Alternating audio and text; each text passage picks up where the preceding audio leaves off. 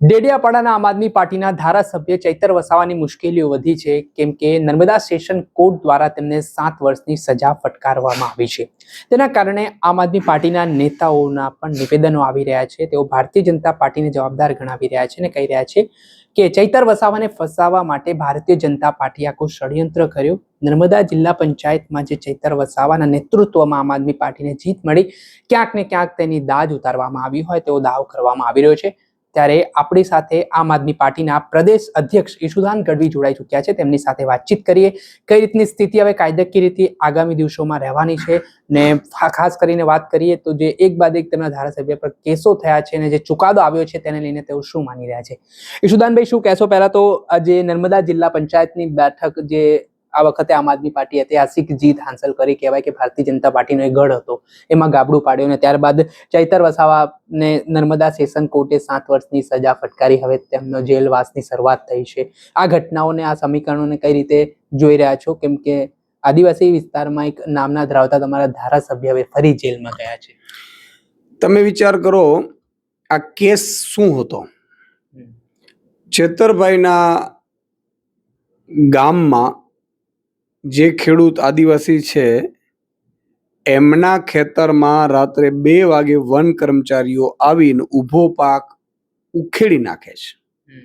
ધારાસભ્ય તરીકે શું એની ફરજ ન બને કે વન અધિકારીઓને કે આવું ન કરાય? અને એમણે સમાધાન કરાવડાવ્યા, સમાધાન થઈ ગયા, બધું પૂરું થઈ ગયું। પછીથી ભાજપને ખબર પડી કે આમાં તો કેસ કરાવડાવી શકાય એમ છે, સજા કરાવડાવી શકાય એમ છે। અધિકારીઓને ડરાવવું, ધમકાવવું અથવા તો સામે અવાજ ઉઠાવવો, કયો ભાઈ ધારાસભ્ય સાંસદોનું કામ શું છે?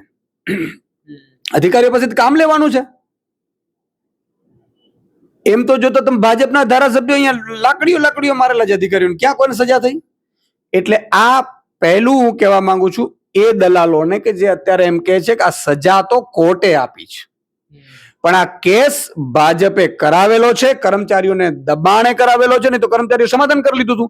એટલે પહેલી વસ્તુ એ છે કે તમે પહેલા કેસ કરાવડાવીને 3 મહિના ચેતરભાઈને જેલમાં નાખ્યો તો એક નર્મદા જિલ્લા પંચાયત આદિવાસી સમાજે એના બદલા રૂપે બનાવી દીધી। આ વખતે 7 વર્ષની સજા ચેતરભાઈ, એમના ધર્મપત્ની ને એમના પરિવારને જે નાખ્યું છે જેલમાં, ભાજપે નકાવડાવ્યું છે, એનો બદલો ઉમરગામથી અંબાજી સુધી તમામ જે 27 સીટો છે એમાં ચેતરભાઈ વસાવાની પાર્ટી આમ આદમીને જીતાડી અને આ આદિવાસી સમાજ બદલો લેશે। ઈશુદાનભાઈ, આજે આખો ઘટનાક્રમ બન્યો છે, ધારાસભ્યનો પદ પણ જોખમમાં મુકાયું છે કેમ કે આમ કાયદાકીય જોગવાઈ મુજબ વાત કરીએ તો 2 વર્ષ કરતાં વધારે સમયે જે કોઈ પણ ધારાસભ્ય, કોઈ સાંસદ સભ્ય હોય તેને સજા મળે છે તો એના પદમાં રદ કરવા માટેની પણ રજૂઆતો થતી હોય છે। તો જો આવી ત્યારે સ્થિતિ નિર્માણ નથી પામી પણ ભારતીય જનતા પાર્ટી આવું કરી શકે છે, તો આવું થશે તો આમ આદમી પાર્ટીને કેટલું નુકસાન છે? તમે વિચાર કરો, ડ્રગ્સ આટલો પકડાણો, કોઈને સજા થઈ? આટલા બળાત્કારો થાય છે, હત્યાઓ કરે છે, ખુલ્લેઆમ હત્યાઓ કરે છે, આટલી સ્પીડમાં કોઈને સજા થઈ ગુજરાતમાં? અને એક મર્દના ફાડી આમ આદમી પાર્ટીના નેતાઓ 5-10 લોકો છે જે નરેન્દ્ર મોદી, અમિત શાહને ચેલેન્જ ફેંકે છે। ગુજરાતના ભાજપના નેતાઓને ગમતું નથી। અરે ભાઈ, અમે સચ્ચાઈ માટે લડીએ છીએ અને એટલે ચેતરભાઈ વસાવા લડ્યા, અવાજ ઉઠાવ્યું। ચેતરભાઈનો ગુનો શું છે? ચેતરભાઈનો ગુનો એ છે કે આદિવાસી સમાજના યુવાનોને જાગૃત કર્યા। એમનો ગુનો એ છે કે એમણે આદિવાસી સમાજના જે દાખલાઓ નથી મળતા, ખોટા દાખલાઓ થાય એના માટે લડ્યા। એમનો ગુનો એ છે કે આદિવાસી સમાજની શિષ્યવૃત્તિ હોય, જળ જંગલ જમીનનો મુદ્દો હોય કે વનકર્મીઓની દાદાગીરીનો મુદ્દો, એની સામે લડ્યા છે। અને એના આદિવાસી સમાજના ભાજપના નેતાઓ એક પણ ચૂંચા કરીને ધારાસભ્યો, સાંસદો જે એ સમાજ માટે બોલી નથી શક્યા, એ અવાજ ચેતર વસાવા બોલ્યા એટલે એમને એમ થયું કે આ ચેતર વસાવા તો હીરો થઈ ગયો છે, આને ગમે તેમ કરીને ડામવું જોશે, નહીં તો આખો આદિવાસી સમાજ છે આગામી 27ની ચૂંટણીમાં ભાજપને મત નહીં આપે ને આ બધા હારી જશે, એટલા માટે ષડયંત્ર કરવામાં આવ્યું છે। એક સામાન્ય પરિવારના ચેતર વસાવાને, આદિવાસી સમાજના રતનને આ ભાજપે કેન પ્રકારે ખોટા કેસોમાં ફસાવીને સજા કરાવડાવી છે અને એટલા માટે ધારાસભ્ય પદ પણ ન રહે એવું ષડયંત્ર કર્યું છે। જો કે અમે આ મામલે જવાના છીએ હાઈકોર્ટમાં। આજે જ મારે વકીલો સાથે પણ અમારે વાતચીતો થઈ છે, દિલ્હીથી પણ વકીલની ટીમ એક સ્ટેન્ડ બાય રાખી છે. અમે હાઈકોર્ટ ને સુપ્રીમ કોર્ટ સુધી જશું, કારણ કે ચેતરભાઈ વસાવાને ભાજપે નહીં, ભાજપની દયાથી નહીં, આદિવાસી સમાજના પ્રેમથી એ ધારાસભ્ય બન્યા છે. અને ભાજપ એમનું ધારાસભ્ય પદ છીનવવા માટે એન કેન પ્રકારે કોશિશ કરી રહી છે, જેના માટે આમ આદમી પાર્ટી પણ લડશે. અચ્છા ઈશુદાનભાઈ, હવે જે કાયદાકીય લડતની તમે જે વાત કરી છે, પરંતુ પરિસ્થિતિ જોઈએ તો આમ આદમી પાર્ટીનું શું સ્ટેન્ડ રહેવાનું છે? આગામી દિવસોમાં ચૈતર વસાવાના સમર્થનમાં શું રણનીતિ ઘડવામાં આવી રહી છે? શું શું કાર્યક્રમો કરવામાં આવશે? કેમ કે એક જાહેરાત પણ, એલાન પણ કરવામાં આવી છે, શું છે? બિલકુલ, ચેતરભાઈ વસાવા એ માત્ર આદિવાસી સમાજના ગુજરાતના હીરો છે. આમ આદમી પાર્ટીના લોકલાડીલા ધારાસભ્ય પણ છે અને અમારા આગેવાન પણ છે. અને એટલા માટે અમે નક્કી કર્યું છે કે આગામી 26 તારીખે તમામ જિલ્લાઓમાં એક આઈ સપોર્ટ ચેતર વસાવા માર્ચ કાઢવામાં આવશે. પછી 2 દિવસ પછી 28 તારીખે અમે તમામ વિધાનસભા 182 વિધાનસભામાં પણ એ માર્ચને લઈ જશું. અને પછી જિલ્લા પંચાયત સીટ વાઇઝ અને વોર્ડની મિટિંગો કરીશું અને 1000 જેટલી નાની મોટી મિટિંગો કરીને ચેતરભાઈ વસાવાનું સમર્થન કરીશું અને લોકોને પણ એ મામલે જાગૃત કરીશું. ઈશુદાનભાઈ, ભૂતકાળમાં આપણે જોઈએ તો જે કેસો નેતાઓ પર થયા, જે વિપક્ષમાં રહ્યા, ત્યાર પછી એમને પેલા પાર્ટીમાં જોડવાના પ્રયત્ન થયા અને ના માન્યા તો પછી સજાઓ પણ કરવાના પ્રયત્ન થયા ને પછી ન છૂટકે ભારતીય જનતા પાર્ટીમાં જોડાયા. હજી પણ એ નેતાઓ તાજા દાખલાઓ છે જે ભાજપમાં જોડાયેલા છે. તો આને લઈને ચૈતર વસાવાને પણ ભાજપમાં જોડવાનો જો પ્રયાસ કરવામાં આવી રહ્યો હોય કે ઓફરો થઈ હોય કે જે પણ થયું હોય, તેને લઈને શું લાગે છે? ચૈતર વસાવા ભાજપમાં જોડાશે કે કેમ? હું પહેલી વસ્તુ તો એ કહી દઉં કે ગુજરાતની જનતાને પણ કહું છું અને ભાજપના અદના કાર્યકર્તાઓને પણ કહું છું કે આમાં તાળીઓ પાડવાની જરૂર નથી. આજે ચેતર વસાવા બોલતો હોય, ગોપાલ ઇટાલિયા બોલતો, કે ઈશુદાન ગઢવી બોલતો હોય, અમે અલ્ટિમેટલી વિપક્ષનો અવાજ થઈને બોલીએ છીએ. કોઈ બોલે તો છે?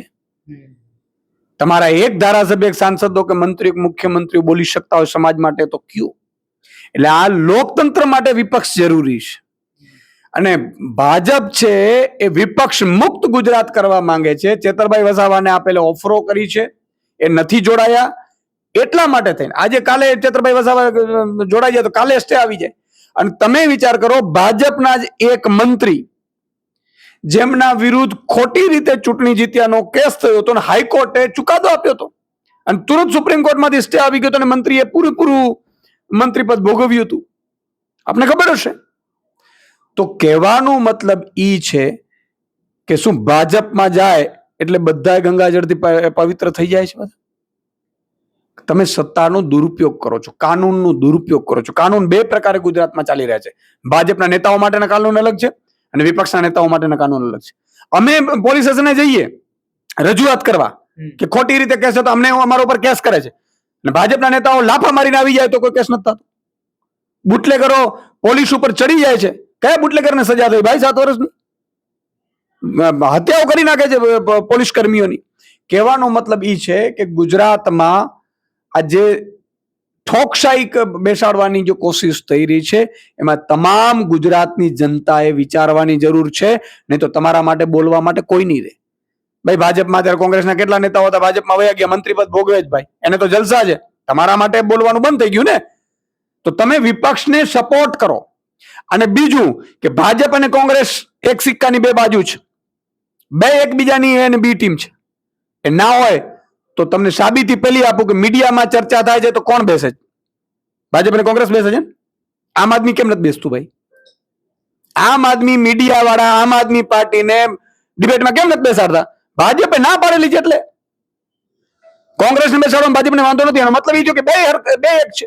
અને એટલે જ ખેડૂતનું આંદોલન થયું, એમાં પણ મેં લોકો મિસગાઈડ કરે તો ખેડૂતોને. કહેવાનો મતલબ ઈ છે કે ગુજરાતની જનતાએ જાગૃત થવાની જરૂર છે. અમે 5-10 લોકો લડીએ છીએ ને ભાજપને પેટમાં દુખે છે, અને એટલે ભાજપ અત્યારે ષડયંત્રો કરી રહી છે. કાલે હજી અમારા ઉપર ચૂંટણી નજીક આવતા કેટલા ષડયંત્રો થશે, કેટલાય અમારા ઉપર અત્યાચાર થશે. પણ ગુજરાતની જનતાને, ભાજપના અને બીજી પાર્ટીઓના કાર્યકર્તાઓને કહું છું કે તમારે તાળીઓ પાડવાની જરૂર નથી. આ ઠોકશાહી બેસી જશે ને પછી તમને પણ તમારી ભાજપનો મોટો નેતા તમારી દીકરી એને લાફો મારશે ને પોલીસમાં ફરિયાદ નહીં લે કોઈ. તો અમે લડીએ છીએ, એને લડવા દો. ઈશુદાનભાઈ, મારો છેલ્લો પ્રશ્ન. કોંગ્રેસના એક નેતાએ કહ્યું કે આમ આદમી પાર્ટી એ ભારતીય જનતા પાર્ટીની ભાડુઆતી પાર્ટી છે ને આંદોલન જે ખેડૂતોનું ચાલ્યું હતું ત્યારે આમ આદમી પાર્ટીને ભાડે ભાજપ લાવી હતી એટલે ખેડૂતોના આંદોલનમાં ફાંટા પડાવવાનું કામ તેમના દ્વારા કરવામાં આવ્યું. હું એમ કહું છું કે દ્વારકાધીશની સોગંદ ખાઈ લે કોંગ્રેસના નેતાઓ કે એ ભાજપ જોડે મળેલા છે કે નથી મળેલા, અને એમ કહી દે કે ગાંધીનગરની પરમિશન એમણે લીધી હતી કે નહોતી લીધી. હું દ્વારકાધીશની સોગંદ ખાવા તૈયાર છું, અમે જો ખોટા હોઈએ તો. ગાંધીનગર ચાલો એમણે કીધું હતું, પરમિશન ક્યાંની લીધેલી હતી. બીજું કે મારે નથી પડવું, કોંગ્રેસના નેતાઓને અભિનંદન, તમે ખેડૂતો માટે લડો છો. લડો યાર, કોઈક લડવા વાળો જોઈએ. અમારે કોંગ્રેસ સામે લડત નથી, અમારી લડત છે ભાજપની સામે છે. ચમરબંધી ભાજપને અમે અહીંથી ઉખેડી ફેંકવા માટે લડવા નીકળ્યા છીએ. અને એમાં ભાજપે જે ચાલ કરી, કોંગ્રેસને આગળ કરે, આમ આદમી પાર્ટીને બદનામ કરવાની કોશિશ કરે, પણ હું ગુજરાતની જનતાને વિનંતી કરું છું, ઈશ્વરની સાક્ષીએ કહું છું કે અમે અત્યાર સુધી આમ આદમી પાર્ટી ક્યાંય કોઈ ખેડૂતો સાથે ક્યારેય ગદ્દારી કરી નથી, અને અમારા ખોડિયામ પ્રાણ છે ત્યાં સુધી ગદ્દારી કરીશું પણ નહીં. પણ જે લોકો ગદ્દારીઓ કરતા હતા તો મિલીભગતથી કરતા હતા, એને ઓળખી જાજો વહેલા, એમને સપોર્ટ કરવાની. અને હું તો એમ કહું, જે પણ લડે ખેડૂતો માટે, ભાજપનો નેતા લડે ને તો એને મારો અભિનંદન છે ને એને મારું સમર્થન છે. ભાજપનો કોઈ કાલ ધારાસભ્ય સાંસદ નીકળશે ને એને મારું સમર્થન છે. લડો યા લડવા વાળા નથી કોઈ. પણ કહેવાનો મતલબ એ છે કે આમ આદમી પાર્ટીને જે રીતે બદનામ કરવામાં આવી રહી છે, મીડિયામાં બેસાડવામાં નથી આવતા, મીડિયાનું ટ્રાયલ ચાલે છે આમ આદમી પાર્ટીને એના નેતાઓ ઉપર. આમ આદમી પાર્ટી પતી ગઈ, આમ આદમી પાર્ટી પૂરી થઈ ગઈ. અરે ભાઈ, અરવિંદ કેજરીવાલ હાર્યા ત્યારે તમે એવું જ કહેતા હતા, પછી અમે વિસાવદર જીતી આવ્યા. દિલ્હી હાર્યા પછી તમે એવું કહેતા હતા. એટલે પોલિટિકલ પંડિતોને પણ મારી વિનંતી કરી છે કે અમે સામાન્ય પરિવારમાંથી આવીએ છીએ, એનો અર્થ એ નથી અમને તમે લડતમાં સાથ ન આપો તો કાંઈ નહીં. ભાજપની દલાલી કરીને અમારા ઉપર આક્ષેપો તો ન કરો. અમે લડીએ છીએ, તમે લડવા નીકળ્યા છો. કયો પત્રકાર લડવા નીકળ્યો છે? આજે અમે લડવા નીકળ્યા છીએ, એનો અર્થ એ થયો કે ગુજરાતની જનતા માટે અમારી પીડા છે. આજે મરજી પડે એ રીતે પોતાના એનાલિસિસો કરી નાખે છે કે આમ આદમી પાર્ટી પતી ગઈ ને પૂરી થઈ ગઈ ને. અરે ભાઈ, અમે અહીંયા બેઠા છીએ, લડીશું, મરીશું. અને તમે બે ઘડીએ ફરતા હશો, અમે નહીં ફરીએ. એટલે મારે એમને પણ કહેવું છે, મીડિયા, સોશિયલ મીડિયા વાળાને કહેવું છે, યુટ્યુબ વાળાને કહેવું છે, મીડિયા વાળાને કહેવું છે કે મહેરબાની કરી અને તમે આમ આદમી પાર્ટીનું સારું ન બતાવી શકો તો કાંઈ નહીં. અમે 5, 10 લોકો, 25 લોકો લડીએ છીએ, એનો અમે આંખની કણાની જેમ પૂછે છે, અમે લડવા વાળા પતી જશું. ભાઈ કોણ બચશે ગુજરાતમાં? ભાઈ કયો માણસ છે ગુજરાતમાં અવાજ ઉઠાવે છે? મને કયો જોઈ. અને મોટી વાત તો એ છે કે ઈ મીડિયા વાળાને તમે પૂછો કે આમ આદમી પાર્ટીના પ્રવક્તાઓ કેમ નથી બેસાડતા અને કોને ના પાડી છે, તો બી ટીમ કોણ થઈ? તાકાત હોય તો બોલી બતાવે એ લોકો. ચોક્કસથી ખૂબ ખૂબ આભાર. આ હતા આમ આદમી પાર્ટીના પ્રદેશ પ્રમુખ ઈશુદાન ગઢવી. તેઓનો આક્રોશ જોવા મળ્યો. ધારાસભ્ય ચૈતર વસાવાને જે જેલવાસ કરવામાં આવી છે તેને લઈને નારાજગી પણ તેમણે વ્યક્ત કરી. સાથે જ તેઓ કેટલાક પોલિટિકલી એનાલિસિસ કરતા રાજકીય વિશ્લેષકો હોય, પત્રકારો હોય, તેઓના એનાલિસિસ સામે પણ રોષ વ્યક્ત કર્યો છે. આના કારણે રાજકારણ ગરમાયું છે.